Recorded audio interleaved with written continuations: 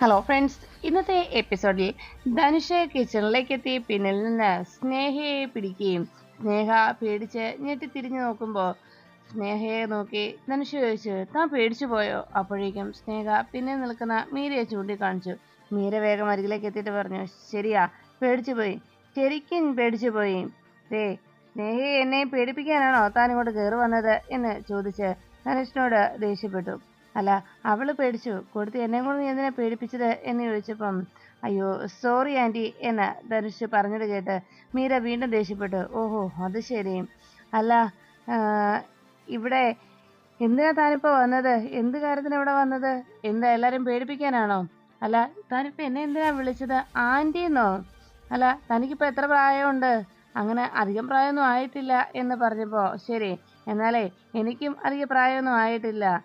ഇനി തന്നെ മുഖം കണ്ടാൽ അറിയാം തനിക്ക് നല്ല പ്രായമുണ്ടെന്ന് എന്ന് പറഞ്ഞപ്പോൾ ധനുഷാകെ ചമ്മി അങ്ങനെ നിൽക്കും. അത് കണ്ടുകൊണ്ട് മീര പറഞ്ഞു, അതേ, അങ്ങനെ എല്ലാവരെയും കയറി താനങ്ങനെ കയ്യിലെടുക്കാമെന്ന് നോക്കണ്ട. പിന്നെ എന്നെ ആൻറ്റീന്ന് വിളിച്ച സ്ഥിതിക്ക് മരുമോൻ എന്തിനാ ഇപ്പോൾ ഇവിടേക്ക് വന്നത് എന്ന് ചോദിച്ചതും ധനുഷ് പറഞ്ഞു, അത് പിന്നെ ഞാനിവിടെ തണുത്ത വെള്ളം കുടിക്കാൻ വന്നാ, ഫ്രിഡ്ജിൽ നിന്ന് വെള്ളം കുടിക്കാൻ എന്ന് പറഞ്ഞപ്പോൾ മീര പറഞ്ഞു, അത് ശരി, എന്നാൽ ഇങ്ങനെയാ മോൻ പോകുന്നതെങ്കിലേ ഫ്രിഡ്ജിൽ നിന്ന് കുറച്ച് വെള്ളമൊന്നുമല്ല, ഒരുപാട് വെള്ളം കുടിക്കേണ്ടി വരും. അപ്പോഴേക്കും അവിടേക്ക് കൃത്യമായി തന്നെ അർച്ചനയും എത്തുന്നു. അർച്ചന ധനുഷിനെ കിച്ചനെ കണ്ടതോടെ അരികിലേക്ക് എത്തി അർച്ചന ചോദിച്ചു, അത് ശരി, തന്നെ എവിടെയൊക്കെ കാണാൻ പാടില്ലോ അവിടെ എല്ലായിടത്തും തന്നെ കാണും. താൻ അല്ല, എന്തിനാ ഇപ്പം ഈ കിച്ചണിലും വരെ വന്നു തുടങ്ങിയോ? താനിപ്പോൾ എന്തിനാ ഈ കിച്ചണിലേക്ക് വന്നത് എന്ന് ചോദിച്ചപ്പോൾ, അത് പിന്നെ ഞാൻ കുറച്ച് വെള്ളം കുടിക്കാൻ വന്നതാ എന്ന് പറഞ്ഞപ്പോൾ ഉടനെ വെള്ളം കുടിക്കാനായി വന്നതെന്ന് പറഞ്ഞു കേട്ട് അർച്ചന ചോദിച്ചു, അത് ശരി, തനിക്ക് എന്താ ആവശ്യം എന്ന് പറഞ്ഞാൽ താൻ ഞങ്ങളോട് പറഞ്ഞാൽ മതി, അത് ഞങ്ങൾ റൂമിൽ കൊണ്ട് തന്നോളാം, അല്ലാതെ താൻ ഇവിടെ കയറി ഇറങ്ങി നടക്കേണ്ട കാര്യമൊന്നുമില്ല. അപ്പോഴേക്കും മീര പറഞ്ഞു, ഇങ്ങനെയാണേ ശരിക്കും ഇവൻ വെള്ളം കുടിക്കേണ്ടി വരും എന്ന് പറഞ്ഞപ്പോൾ ആകെ അതിശയത്തോടെ അർച്ചന ചോദിച്ചു, അതെന്താ എടുത്തി അങ്ങനെ? അതൊക്കെ ഞാൻ പിന്നെ പറഞ്ഞുതരാം എന്ന് പറഞ്ഞപ്പോൾ പെട്ടെന്ന് ധനുഷിനെ രൂക്ഷമായിട്ട് അർച്ചന നോക്കി. ധനുഷിനോട് എന്നാ വേഗം പോകുന്നതാണ് എനിക്ക് നല്ലതെന്ന് പറഞ്ഞപ്പോൾ ധനുഷ് സ്നേഹയെ നോക്കുമ്പോൾ സ്നേഹ ആകെ ചമ്മലോടെ തലകുനിച്ചിരുന്നു. അപ്പോഴേക്കും തന്നോട് പോകാനല്ലേ പറഞ്ഞതെന്ന് ചോദിച്ചതും വേഗം പോകാനായിട്ട് ധനുഷ് അവിടേക്ക് ചെല്ലുമ്പോൾ ഉള്ള ഫ്രിഡ്ജ് കടന്ന് അപ്പുറത്തേക്ക് പോകുന്ന ധനുഷിനെ കണ്ട് മീര എടുത്ത് ചോദിച്ചു, അല്ല, താൻ വെള്ളം കുടിക്കാൻ വന്നതല്ലേ? അപ്പോഴേക്കും ധനുഷ് പറഞ്ഞു, അത് പിന്നെ ഞാൻ മറന്നുപോയി എന്ന് പറഞ്ഞ് ധനുഷ് വെള്ളം എടുത്ത് കുടിച്ചിട്ട് അവിടെ വെച്ചിട്ട് ഇറങ്ങി പോകാൻ തുടങ്ങുമ്പോൾ അർച്ചന ചോദിച്ചു, അല്ല, താനിതേലി പോകുന്നത് ഈ പിന്നാമ്പുറത്തോടി ഇനി വെള്ളം കുടിക്കാൻ വരണമെങ്കിലേ ഈ വഴി വരണ്ട, ഞങ്ങളോട് പറഞ്ഞാൽ മതി, ഞങ്ങൾ അവിടെ കൊണ്ട് തന്നോളാം എന്ന് പറഞ്ഞു. അപ്പോഴേക്കും ധനുഷ് ആ പിന്നിലൂടെ പോകാൻ തുടങ്ങുമ്പോഴേക്കും അർച്ചന ചോദിച്ചു, തനിക്കെന്താ ഈ പിന്നാമ്പുറം വഴി വരാനേ അറിയത്തുള്ളൂ?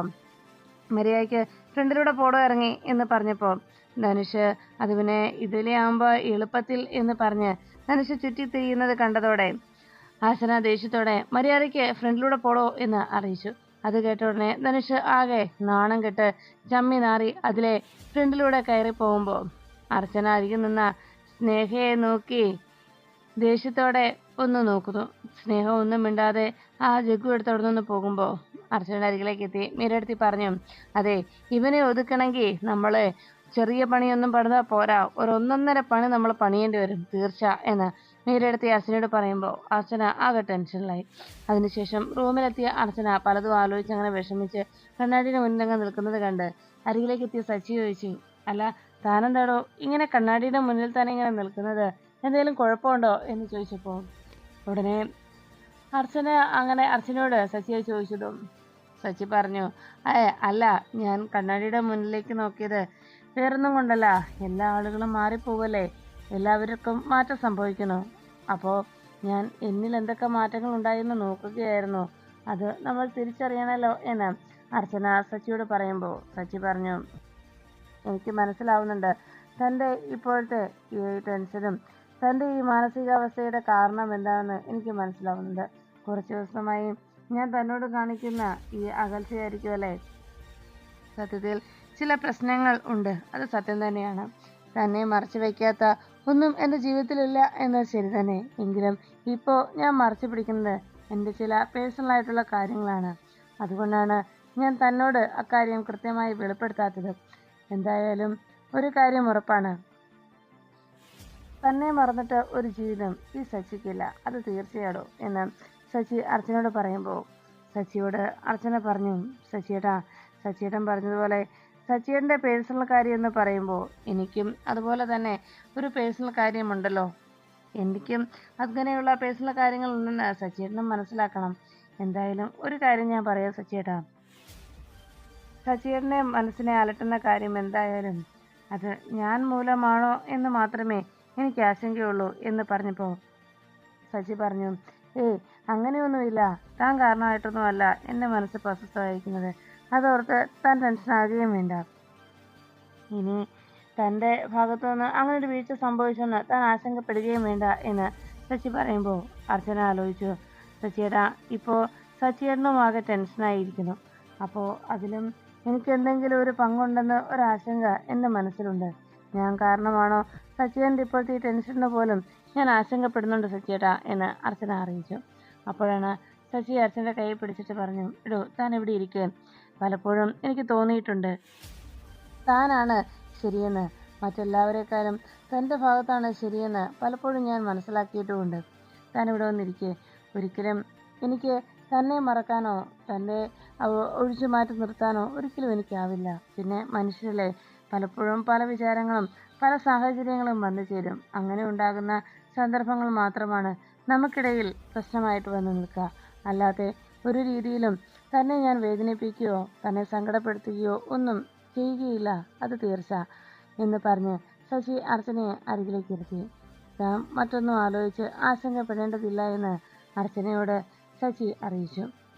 അങ്ങനെ ശശി അർച്ചനയെ സമാധാനപ്പെടുത്തിയിട്ട് അവിടെ നിന്ന് ശശി പോകുമ്പോൾ അർച്ചന ആകെ ടെൻഷനിലായിരുന്നത് സച്ചിയേട്ടൻ തന്നെക്കുറിച്ച് ഓർത്തിട്ടാണോ അല്ലെങ്കിൽ താൻ മുഖേനയാണോ ഇങ്ങനെ സച്ചിയേട്ടൻ്റെ മനസ്സ് അസ്വസ്ഥമായതെന്നുള്ളൊരാശങ്ക അർച്ചനയുടെ മനസ്സിനെ അലട്ടിക്കൊണ്ടേയിരുന്നു. ഈ സമയത്ത് സച്ചി പുറത്തേക്ക് പോകുമ്പോൾ അവന്തികയുടെ ഫോണിലേക്ക് അജയൻ കൃത്യമായി വിളിക്കുന്നു. അർജുൻ വീഡിയോ കോൾ ചെയ്യുന്നത് കണ്ട് വേഗം ഗാർഡനിലേക്ക് എത്തിയ അവന്തിക കോൾ അറ്റൻഡ് ചെയ്യുമ്പോൾ ആ വീഡിയോ കോളിൽ അജയൻ തൻ്റെ കയ്യിലിരിക്കുന്ന താലിമാല ഉയർത്തി അവന്തികയെ കാണിച്ചു. ചേച്ചി, ഞാൻ മാല വാങ്ങിച്ചു. ഇനി ആ മുഹൂർത്തം എന്താണെന്ന് മാത്രം നമുക്ക് ഒന്ന് തീരുമാനിച്ചാൽ മതി എന്ന് അജയൻ അറിയിച്ചു. അത് കേട്ട ഉടനെ അവന്തിക പറഞ്ഞു, അല്ല അജയ, ഇതിനൊക്കെ ഒരു സമയം നോക്കണ്ടേ, അല്ലാതെ വെറുതെ അങ്ങ് താലികെട്ടും കാര്യങ്ങളും അല്ലല്ലോ എന്ന് ചോദിച്ചപ്പോൾ അജയൻ പറഞ്ഞു, അതോർത്ത് ചേച്ചി വിഷമിക്കുമൊന്നും വേണ്ട ചേച്ചി. ഞാനേ ഇന്ന് ഒരു ജോത്സ്യനെ പോയി കണ്ടിരുന്നു, എന്നിട്ടാണ് താലിമാല വാങ്ങിച്ചത് തന്നെ. പിന്നെ നമ്മൾ വലിയ ആർഭാടമായിട്ടൊന്നും അല്ല നടത്താൻ ഉദ്ദേശിച്ചിരിക്കുന്നത്. എനിക്ക് വലിയ ആർഭാടത്തോടൊന്നും താല്പര്യമില്ല ചേച്ചി. എത്രയും വേഗം അടുത്ത കോടതി കൂടുന്നതിന് മുമ്പ് തന്നെ എൻ്റെയും അനഘയുടെയും വിവാഹം നടക്കണം. അതാണ് ഇപ്പോൾ എൻ്റെ ചിന്ത. അതുകൊണ്ട് എത്രയും പെട്ടെന്ന് നമ്മുടെ ഈ ഒരു വളരെ ലളിതമായിട്ട് ഈ ചടങ്ങ് നടത്തുക, അത്രയേ ഉള്ളൂ എന്ന് പറയുമ്പോൾ അവന്തിക എങ്ങനെ ഇതിൽ നിന്ന് രക്ഷപ്പെടുമെന്ന് ഓർത്ത് ആകെ ടെൻഷനാകുമ്പോൾ അജയൻ പറഞ്ഞു, എനിക്കറിയാം ചേച്ചിയുടെ ഇപ്പോഴത്തെ ടെൻഷൻ എന്താണെന്ന്. എനിക്ക് കുറച്ച് പണം തന്നെ സഹായിക്കാൻ പറ്റുന്നില്ലല്ലോ എന്നതല്ലേ.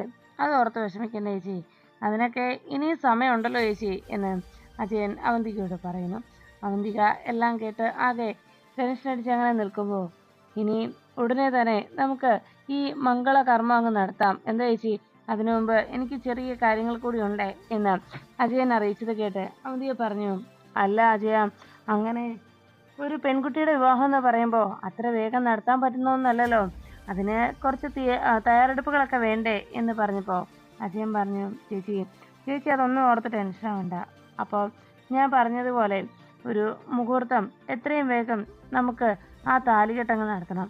അത് കേട്ടതും അവന്തിക പറഞ്ഞു, അജയ, നീ ഇങ്ങനെ ധൃതി പിടിക്കാതെ, നീ ഇങ്ങനെ ധൃതി കൂട്ടിയാൽ കാര്യങ്ങൾ എങ്ങനെയാണ് നടക്കുന്നത്? എന്തായാലും ഞാൻ തന്നെ ഒരു ജ്യോത്സ്യനെ പോയി കാണാം, എന്നിട്ട് കുറച്ചുകൂടി മാറ്റി ഒരു മുഹൂർത്തം നിശ്ചയിക്കാം, അതല്ലേ നല്ലത്. എന്നാലല്ലേ നമുക്ക് കാര്യങ്ങളൊക്കെ ഭംഗിയായി നടത്താൻ കഴിയൂ എന്ന് പറഞ്ഞപ്പോൾ അജയൻ പറഞ്ഞു, ഇനിയിപ്പോൾ മുഹൂർത്തത്തിന് മാറ്റമൊന്നും വേണ്ട, ഞാൻ കണ്ടുപിടിച്ച ആ മുഹൂർത്തത്തിൽ തന്നെ നമുക്ക് ഈ വിവാഹം നടത്താം, അതാ നല്ലത് എന്ന് പറഞ്ഞ് അങ്ങനെ സന്തോഷത്തോടെ ഫോൺ വെച്ചു. ഈ സമയത്ത് അജയൻ അങ്ങനെ ഒരു ചിന്തയിൽ മുന്നോട്ട് പോകുമ്പോൾ അവന്തിക ഈ ഒരു ഊരാക്കുടുക്കിൽ നിന്ന് എങ്ങനെ രക്ഷപ്പെടുമെന്ന് തലപുകഞ്ഞ് ആലോചിക്കുന്നത്. പിറ്റേന്ന് അവന്തികയെ പരിശോധിക്കാനായി സന്ധ്യ ഡോക്ടർ എത്തുന്നു. സന്ധ്യ ഡോക്ടർ അവന്തിയെ പരിശോധിക്കുമ്പോൾ ഡോക്ടറോട് അവന്തിയെ പറഞ്ഞു, സന്ധ്യയെ എത്രയും വേഗം എൻ്റെ ബോഡി ഫിറ്റായോ ഇല്ലയോ എന്ന് പറയണം. എന്നാലല്ലേ ഉള്ളൂ എനിക്ക് ഈ കുടുംബത്തുള്ളവരെ എല്ലാം തകർക്കുന്നതിന് വേണ്ടിയുള്ള അടുത്ത പദ്ധതികൾ പ്ലാൻ ചെയ്യാൻ കഴിയൂ എന്ന് പറഞ്ഞപ്പോൾ അവന്തികയോട് സന്ധ്യ പറഞ്ഞു, അതെ, അങ്ങനെ അങ്ങ് പ്ലാൻ ചെയ്യാമെന്നുള്ളതും ഈ കുടുംബത്തെ തകർക്കാമെന്നുമൊക്കെ നീ വെറുതെ സ്വപ്നം കാണണ്ട അവന്തിക. കാരണം എന്തെന്നറിയാമോ? നീ ഇപ്പോൾ ഈ സ്വപ്നം കാണുന്നതേ നിന്റെ ഈ ശരീരം ഓരോ ദിവസം പോകും തോറും ക്ഷീണിക്കുകയാണ്. അതുപോലെ തന്നെ നിന്റെ പകയുടെയും ആ ഒരു തീവ്രത കുറഞ്ഞു വരുന്നു. അതുകൊണ്ട് ഇനി നീ എത്ര ആശങ്കപ്പെട്ടാലും എത്ര നീ ആഗ്രഹിച്ചാലും നീ ആഗ്രഹിക്കുന്നത് പോലെയുള്ള ഒരു പകവീട്ടൽ ഉണ്ടാകുമെന്ന് നീ പ്രതീക്ഷിക്കണ്ട എന്ന് പറഞ്ഞ് സന്ധ്യ ഡോക്ടർ വേഗം റൂമിൽ നിന്ന് പുറത്തേക്ക് ഇറങ്ങി. സന്ധ്യ ഡോക്ടർ പരിശോധനയ്ക്ക് ശേഷം പുറത്തേക്ക് വരുന്നതും കാത്ത് നന്ദനും സച്ചിയും അർച്ചനയും കാത്തു നിന്നു. സന്ധ്യ ഡോക്ടറുടെ പിന്നാലെ അവന്തികയും റൂമിൽ നിന്ന് ഇറങ്ങി വന്നു. ഇരുവരെയും കണ്ട ഉടനെ നന്ദനാകെ വിഷമത്തോടെ നിൽക്കുമ്പോൾ സന്ധ്യ ഡോക്ടറോട് സച്ചിയും നന്ദനുമൊക്കെ ചോദിച്ചു, ഇപ്പം എങ്ങനെയുണ്ട്? അപ്പോഴേക്കും സന്ധ്യ ഡോക്ടർ പറഞ്ഞു, ഇപ്പം അവന്തികയ്ക്ക് കുഴപ്പമൊന്നുമില്ല, ഇനി ബെഡ് റെസ്റ്റിൻ്റെ ആവശ്യമൊന്നുമില്ല എന്ന് പറഞ്ഞപ്പോൾ അവന്തിക അരികിലേക്ക് എത്തി ചോദിച്ചു, അപ്പോൾ ഉടനെ തന്നെ എനിക്ക് നന്ദേട്ടനും ഒരു കുഞ്ഞിനെ കൂടി ശ്രമിക്കാം അല്ലേ? അല്ലെങ്കിൽ ഒരു കുഞ്ഞിനെ കൂടി ഞങ്ങൾക്ക് ഉണ്ടാകാനുള്ള സാഹചര്യമുണ്ടല്ലേ? ഞങ്ങൾക്ക് ഉടനെ തന്നെ ഒരു കുഞ്ഞിനെ ഞങ്ങളുടെ കയ്യിൽ കിട്ടുമല്ലോ അല്ലേ എന്നുള്ള രീതിയിൽ ഞങ്ങൾക്ക് ഉടനെ തന്നെ ഒരു കുഞ്ഞിന് വേണ്ടി ആഗ്രഹിക്കാമല്ലോ അല്ലേ എന്ന അവന്തികയുടെ ചോദ്യം കേട്ട് നന്ദൻ പറഞ്ഞു, ഉടനെ ഒന്നും ഇനി ഒരു കുഞ്ഞ് ഞങ്ങൾക്ക് വേണ്ട. കാരണം ഒരു കുഞ്ഞിനെ ഇവൾക്ക് ഉടനെ കിട്ടിയാലും ആ കുഞ്ഞിനെ എങ്ങനെ നോക്കണമെന്നും എങ്ങനെ പരിരക്ഷിക്കണമെന്നും ഇവക്കറിയില്ലല്ലോ. അതുകൊണ്ട് തന്നെ ആദ്യം അർച്ചനയും ആതിരയും ഒക്കെ പ്രസവിക്കട്ടെ, അവർക്ക് ഓരോ കുഞ്ഞുങ്ങളുണ്ടാവട്ടെ. ആ കുഞ്ഞുങ്ങളെ എങ്ങനെയാണ് അവർ വളർത്തുന്നതും എങ്ങനെയാണ് നോക്കുന്നതെന്നും ഒക്കെ അവൾ കണ്ട് പഠിക്കട്ടെ. അതിനുശേഷം മതി അവൾ ഇനി ഈ അവന്തിക്ക് ഒരു കുഞ്ഞ് എന്ന് നന്ദൻ അറിയിച്ചു. നന്ദൻ്റെ വാക്കുകൾ കേട്ട് ഒന്നും മിണ്ടാതെ അവിടെ നിന്ന് സന്ധ്യ ഡോക്ടർ പുറത്തേക്ക് ഇറങ്ങി.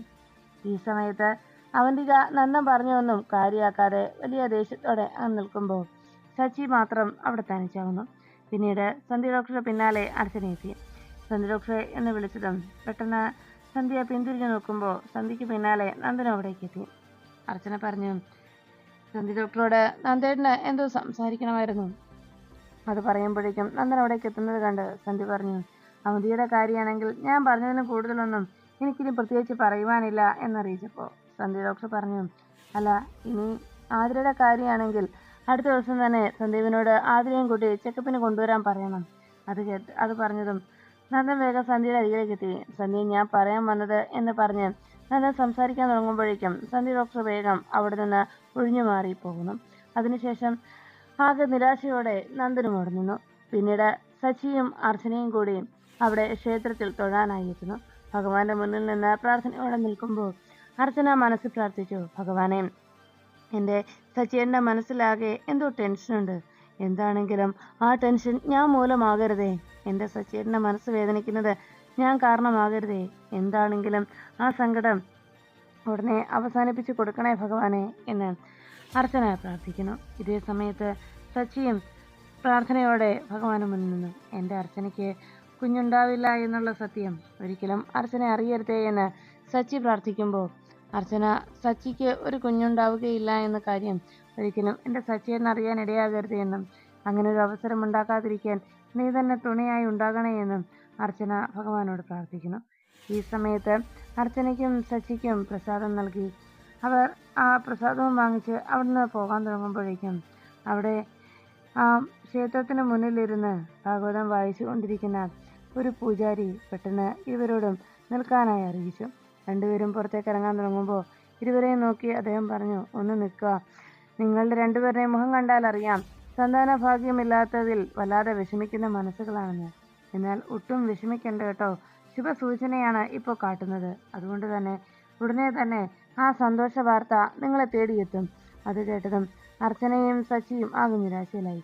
അദ്ദേഹം ഇക്കാര്യം പറയുമ്പോൾ അവിടെ ഭഗവാന്റെ നടയിൽ നിന്ന് മണി മുഴങ്ങുന്ന ശബ്ദം കേട്ടു. ഈ സമയത്ത് സച്ചിയുടെ മനസ്സിൽ സന്ധ്യ ഡോക്ടർ പറഞ്ഞ കാര്യങ്ങളായിരുന്നു.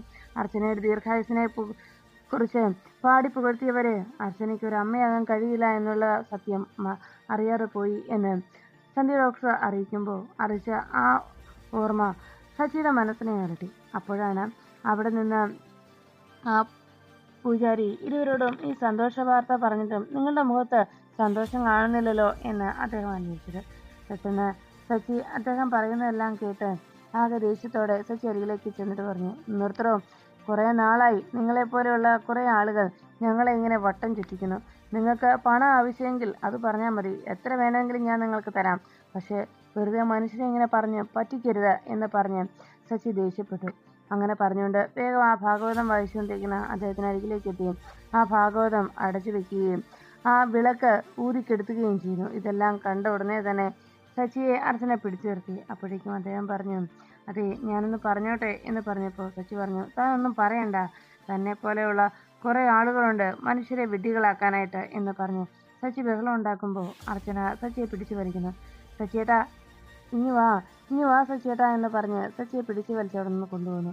ഈ സമയത്ത് സച്ചി അദ്ദേഹത്തോട് വീണ്ടും വിളിച്ചു പറഞ്ഞു, ഇനിയെങ്ങാനും തന്നെ എൻ്റെ കൺമുന്നിൽ കണ്ടാലുണ്ടല്ലോ, തന്നെ ഞാൻ വെറുതെ വിടില്ല, കേട്ടോടോ എന്ന് പറഞ്ഞ് സച്ചി ദേഷ്യപ്പെടുകയും ഉടനെ അർച്ചന സച്ചിയെ പിടിച്ചു വലിച്ച് ആ സ്റ്റെപ്പിൽ നിന്ന് കൂട്ടിക്കൊണ്ടു പോകുമ്പോൾ അർച്ചന ആകെ വിഷമത്തോടെ അദ്ദേഹത്തെ നോക്കി. അദ്ദേഹം അർച്ചനയെ നോക്കി പ്രാർത്ഥനയോടെ ഒന്ന് പുഞ്ചിരിച്ചു. എന്നിട്ട് ആ മനുഷ്യൻ ആകെ വേദനയോടെ ഭഗവാന്റെ തിരുനടയ്ക്ക് മുന്നിലേക്ക് എത്തി. എന്നിട്ട് അത് ഭഗവാനോട് പരാതി പറഞ്ഞു, എന്തിനാണ് ഭഗവാനെ നീ എന്നെ കൊണ്ട് ഇങ്ങനെ ഒരു വാർത്ത പറയിപ്പിച്ചത്? ആ മുഖതാവിൽ നിന്ന് കണ്ട കാര്യങ്ങളല്ലേ ഞാൻ അവരോട് പറഞ്ഞത്. അവരുടെ മനസ്സിന് ആരൊക്കെയോ തെറ്റിദ്ധരിപ്പിച്ചിരിക്കുന്നു. അവർക്കൊരു കുട്ടികൾ ഉണ്ടാവില്ല എന്ന് വിശ്വസിച്ച് നടക്കുകയാണ് അവർ. എന്നാൽ ഉടനെ തന്നെ ആ സന്തോഷ വാർത്ത അവരെ തേടിയെത്തുമെന്നും അവർക്ക് കുട്ടികൾ ഉണ്ടാകുമെന്നുള്ള സത്യാവസ്ഥ അവരെ ബോധ്യപ്പെടുത്തണം ഭഗവാനെ. അതുമാത്രമല്ല, അങ്ങയുടെ മുന്നിൽ നിന്ന് ഇതെല്ലാം പറഞ്ഞതിനും എന്നോട് ഇങ്ങനെയെല്ലാം പറഞ്ഞതിനുമൊക്കെ അവിടുന്ന് അവർക്ക് മാപ്പ് കൊടുക്കണേ. മാത്രമല്ല, ഭഗവാന്റെ തിരുനടയിൽ ആ സന്താനത്തെ ലഭ്യമായതിനു ശേഷം ആ സൗഭാഗ്യം അവർ നേടിക്കഴിയുമ്പോൾ അവിടുത്തെ മുന്നിലെത്തി അവിടുത്തോട് അവർ അതിന് കടപ്പാട് അറിയിക്കണേ എന്ന് അങ്ങനെ ആ തിരുമേനി അവിടെ നിന്ന് പ്രാർത്ഥിക്കുമ്പോൾ അദ്ദേഹത്തിൻ്റെ ആ വാക്കുകളും അദ്ദേഹത്തിൻ്റെ ആ പ്രഭാഷണവും അല്ലെങ്കിൽ അദ്ദേഹം അവിടെ എല്ലാവർക്കും മുന്നിൽ ഇത്രയും സത്യസന്ധമായി അദ്ദേഹം അവിടെ എല്ലാവർക്കും മുന്നിൽ പ്രവചിച്ച ആ സത്യസന്ധമായിട്ടുള്ള കാര്യം അത് ഫലിക്കണേ എന്നുള്ള അദ്ദേഹത്തിൻ്റെ മനം നിറഞ്ഞുള്ള അപേക്ഷ ഭഗവാൻ കൈക്കൊണ്ടതുപോലെ കൃത്യസമയത്ത് അവിടെ മണി മുഴങ്ങുന്നു. ആ മണിമുഴക്കം കേട്ട് അദ്ദേഹം ഭഗവാനോട് നന്ദി അറിയിച്ചു. വീണ്ടും ശുഭസൂചകമായിട്ടുള്ള ഒരു സൂചന തന്നതിൽ മനസ്സ് നിറഞ്ഞു എന്ന് അദ്ദേഹം നന്ദി അറിയിച്ചങ്ങനെ ഇരിക്കുമ്പോൾ അവന്തിക വീട്ടിലിരുന്ന് TV-യിൽ ഓരോ പ്രോഗ്രാം കണ്ട് ആസ്വദിച്ച് അങ്ങനെ ഇരിക്കുമ്പോഴാണ് പെട്ടെന്ന് അവന്തികയുടെ ഫോൺ റിങ് ചെയ്തത്. അവന്തിക ആ ഫോൺ കയ്യിലെടുത്ത് നോക്കുമ്പോൾ അതിൽ തനിക്ക് വന്ന ആ കോള് കണ്ട് അവന്തിക അല്പനേരത്തേക്കൊന്ന് ആലോചിച്ചു. എന്താണ് ഇനി അടുത്ത തൻ്റെ നീക്കമെന്നതിനെക്കുറിച്ച് ആലോചിച്ച് അവന്തിക അങ്ങനെ ടെൻഷനോടെ ഇരിക്കുമ്പോൾ തന്നെ ഈ കൃത്യസമയത്ത് വിളിച്ച അജയൻ്റെ കോളിന് പിന്നിലുള്ള കാരണം അവന്തികയ്ക്ക് വല്ലാതെ ആശങ്ക ഉയർത്തുന്നു.